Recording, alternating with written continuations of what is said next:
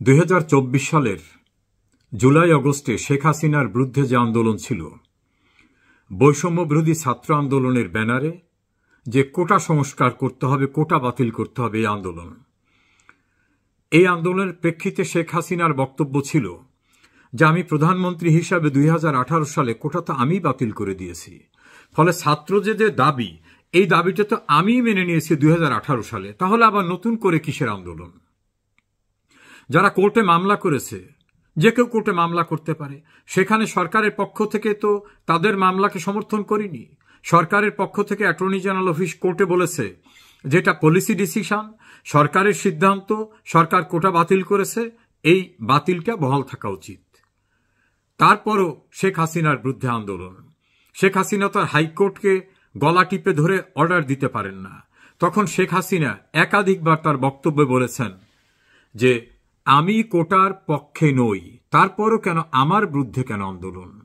তিনি একটা পর্যায়ে বললেন যে আন্দোলনটা কোটার আন্দোলন না, এটা হচ্ছে আমাকে ক্ষমতার থেকে সরিয়ে ক্ষমতা দখল করা। তিনি সুনির্দিষ্টভাবে জামাত ইসলামী এবং বিএনপি তাদের বিরুদ্ধে অভিযোগ করেছিলেন। সেই সময় অনেকে বিষয়টাকে গুরুত্ব দেননি, বলছে না কোমলমতি বাচ্চারা কোটার জন্য আন্দোলন করতেছে। আর শেখ হাসিনা বারবার বলছেন যে কোটা তো আমি বাস্তবায়ন করিনি, আমি তো কোটা বাতিল করে দিয়েছি, ওরা যেটা চায় আমি তো সেটা করে দিয়েছি, তাহলে আমার বিরুদ্ধে কেন ওদের আন্দোলন? এটা ক্ষমতা দখলের আন্দোলন। একটা পর্যায়ে এসে ধীরে ধীরে থলের বিড়াল বেরিয়ে আসলো।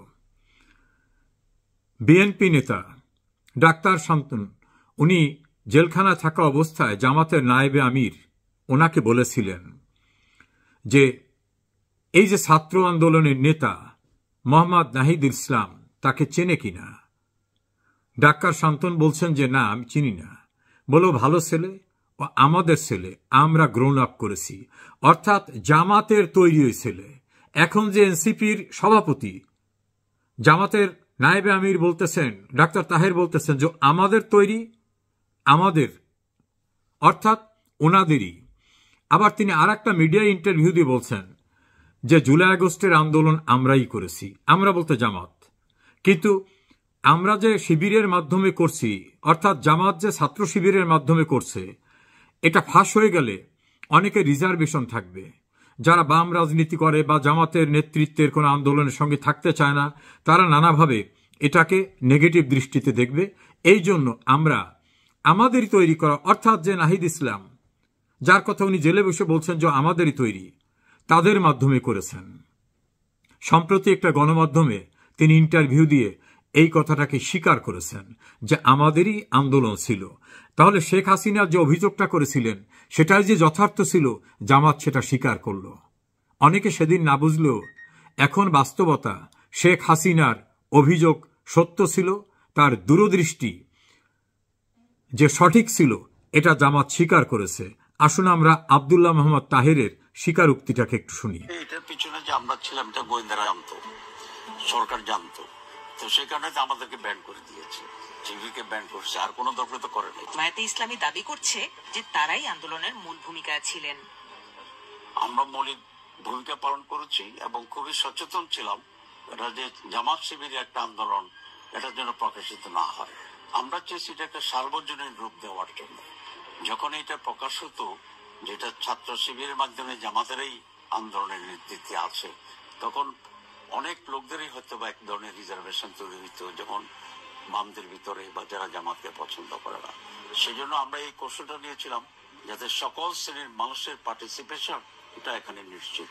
আব্দুল্লাহ মোহাম্মদ তাহের আমাকে একদিন জিজ্ঞেস করলেন যে নাহিদকে আমি চিনি কিনা। আমি বললাম সংবাদ মাধ্যমে দেখে যতটুকু চিনি। বললেন দেখা হয়েছে কিনা? আমি বললাম না, কখনো ওর সঙ্গে আমার দেখা হয়নি। বলে ও আমাদের ছেলে, ওকে গ্রুমিং আমরা করেছি, তৈরি আমরা করেছি, এবং আমাদের সঙ্গে ওর নিবিড় যোগাযোগ সব সময়। তার মানে হচ্ছে আব্দুল্লাহ মোহাম্মদ তাহের চিকিৎসক এবং জামায়াত ইসলামের অনেক সিনিয়র নেতা এবং খুব ভালো খোঁজ খবর রাখা, তিনি বানিয়ে বলবেন এটা ভাবার কারণ নাই। ফলে নাহিদের সঙ্গে তাদের নিবিড় যোগাযোগ এবং তাদের গ্রুমিং করা, তাদের তৈরি করা ছেলে, এটা ওনার নিজের কথা।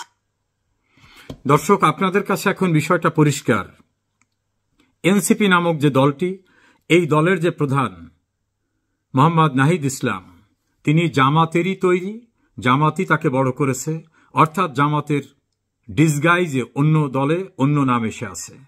আর সৈয়দ আবদুল্লাহ মোহাম্মদ তাহেরের তো বক্তব্য শুনলেন, তিনি বলছেন যে এই আন্দোলন ছিল আমাদেরই, যেহেতু জামাতের মাধ্যমে, জামাত ছাত্র শিবিরের মাধ্যমে আন্দোলন করতেছে, এটা প্রকাশ হয়ে গেলে অনেকে থাকবে না, বাম বা অন্যান্যরা, সে কারণে তারা ডিসগাইজে ছিলেন। এমনকি তাদের কর্মীরা ছাত্রলীগের খোলসের ভিতরে ঢুকে গেছিলেন, যাদের অনেকে এখন বেরিয়ে এসে বলছেন যে আমরা ছাত্রলীগ না করলে এটা করতে পারতাম না। তাহলে দর্শক, পরিষ্কার, শেখ হাসিনা যে অভিযোগটা করেছিলেন যে বৈষম্য বিরোধী ছাত্র আন্দোলন, এটা কোটার বিরুদ্ধে আন্দোলন না, আন্দোলনটা আমার বিরুদ্ধে, অর্থাৎ শেখ হাসিনার বিরুদ্ধে, টার্গেট ক্ষমতা দখল করা। এবং সেটাকে তো সাপ্লিমেন্ট করেন ডক্টর মোহাম্মদ ইউনুস। তিনি ক্লিন্টন ফাউন্ডেশনের প্রোগ্রামে গিয়ে বললেন, হঠাৎ করে বাংলাদেশে এটা কিছু ঘটে নাই, এটা মেটিকুলাস ডিজাইন করে এটাকে করতে হয়েছে।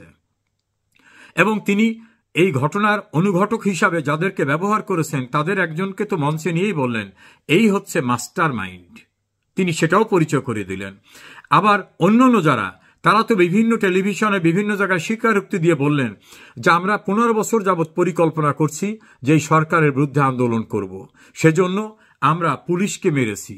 আমরা যদি পুলিশ হত্যা না করতাম, আমরা যদি মেট্রো রেল, পদ্মা সেতু পুড়িয়ে না দিতাম, বিটিভিতে আগুন না দিতাম, তাহলে আন্দোলন কি বেগবান হতো?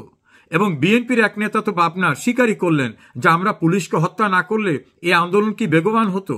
ধীরে ধীরে এই যে ষড়যন্ত্রমূলকভাবে এই কর্মসূচিটা পালন করে শেখ হাসিনা সরকারকে সরিয়ে দেওয়া হয়, শেখ হাসিনার এই অভিযোগটা এখন যারা এই ষড়যন্ত্রে জড়িত ছিলেন, পরিকল্পনায়, মাঠে, ডক্টর ইউনূস সহ, তারা সবাই কিন্তু স্বীকার করছেন।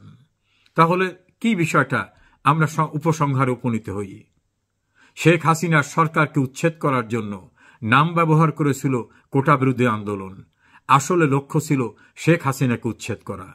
আশা করি জামাত নেতাদের এই স্বীকারোক্তি এবং একজন বিএনপি নেতাকে জেলখানার ভিতরে জামাতের নায়েবে আমিরের দেওয়া সাক্ষাৎকারের ভিতর থেকে বিষয়টা পরিষ্কার হয়ে গেল। দর্শক, শেখ হাসিনার দূরদৃষ্টি এবং সিদ্ধান্ত সঠিক ছিল, এটার প্রমাণের নতুন কোনো সাক্ষ্যের প্রয়োজন আছে, যেখানে জামাত নিজেই স্বীকারোক্তি করছে।